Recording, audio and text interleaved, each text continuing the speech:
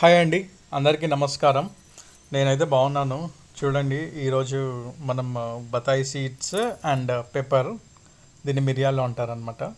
వీటిని మనము సీడ్స్ నుంచి ఎలా జర్మినేట్ చేయాలనేది చూద్దాము. అండ్ ఈ వీడియో లాస్ట్లో కూడా కంప్లీట్గా కూడా మేము ఏ విధంగా మనకి మొలకలు వచ్చాయి అనేది కూడా నేను చూపిస్తాను. అండ్ ఎన్ని డేస్ పట్టింది అనేది కూడా నేను మీకు చెప్తాను అనమాట.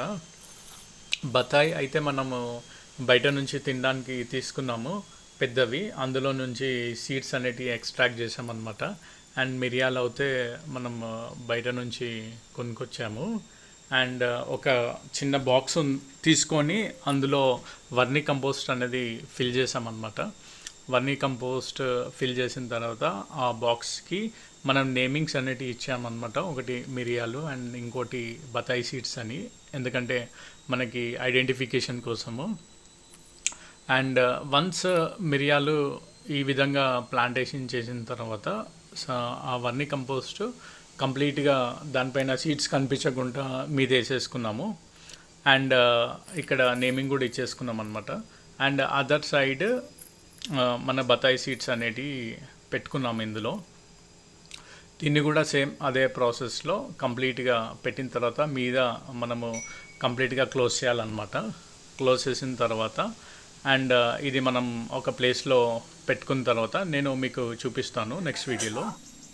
అండ్ చూసారా, ఇందులోనే కంటిన్యూషన్ వచ్చిందనమాట వీడియో లాస్ట్లో.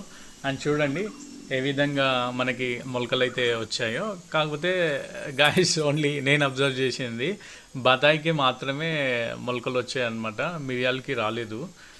మేబీ అవి ప్రాసెస్ చేసిన మిరియాలు అనుకుంటా, సో అందుకే అవి జర్మినేట్ అవ్వలేదు సీడ్స్ నుంచి. బట్ బతాయి మాత్రం జర్మినేట్ అయ్యింది. అండ్ అవి సీడ్స్ అవి వచ్చిన మొలకలు కూడా ఇంకో దాంట్లోకి షిఫ్ట్ చేశాను, ట్రాన్స్ఫార్మ్ చేశాను. అండ్ ఈ అప్డేట్ కూడా నేను కమింగ్ వీడియోస్లో నేను ఎన్ని డేస్కి ఎంత గ్రోత్ వచ్చింది అండ్ ఎంత పెద్దగా పెరిగింది అనేది కూడా నేను చూపిస్తాను. And please subscribe and thanks for watching and like the video.